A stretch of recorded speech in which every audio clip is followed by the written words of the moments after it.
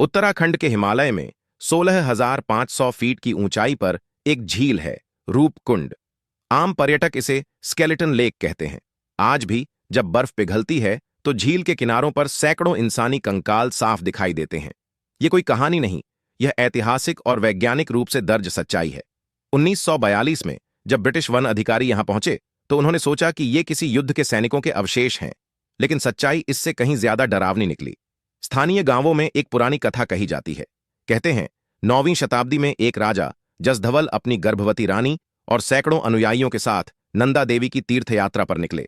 यह यात्रा पवित्र थी, लेकिन राजा ने इसे उत्सव बना दिया। ढोल, नाच, शराब और शोर।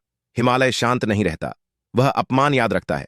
जैसे ही यह दल रूपकुंड के पास पहुंचा, आसमान अचानक काला हो गया। बिना चेतावनी के आसमान से पत्थरों जैसी ओलावृष्टि शुरू हुई, इतनी बड़ी कि खोपड़ियां टूटने लगीं।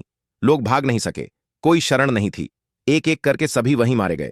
आज भी वैज्ञानिकों ने पाया है कि उन कंकालों की खोपड़ियों पर एक जैसे गोल गहरे घाव हैं, जैसे ऊपर से कुछ बहुत भारी गिरा हो। कोई हथियार नहीं, कोई युद्ध नहीं, लेकिन कहानी यहीं खत्म नहीं होती। स्थानीय चरवाहे कहते हैं कि रात के समय झील के पास घुंघरुओं की आवाज, महिलाओं के रोने की धीमी गूंज और कभी कभी बर्फ के नीचे से आती हड्डियों के टकराने की आवाज सुनाई देती है।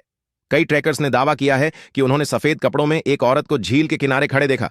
चेहरा नहीं, बस लंबे बाल और टूटी हुई हंसी। जो लोग रात वहां रुके, उन्होंने सपनों में खुद को बर्फ के नीचे दबा हुआ पाया, सांस घुटती हुई, ऊपर आसमान से गिरते पत्थर। सुबह उनमें से कुछ मानसिक रूप से टूट चुके थे। आज भी सरकार बिना परमिट वहां रात रुकने की इजाजत नहीं देती। स्थानीय लोग कहते हैं रूपकुंड में जो मरा वह गया नहीं, हिमालय ने उन्हें सजा दी और पहरा भी सौंप दिया। जब बर्फ पिघलती है तो कंकाल दिखते हैं, जब अंधेरा उतरता है तो इतिहास जाग उठता है, और रूपकुंड आज भी अपनी जमी हुई चीखें छोड़ता है।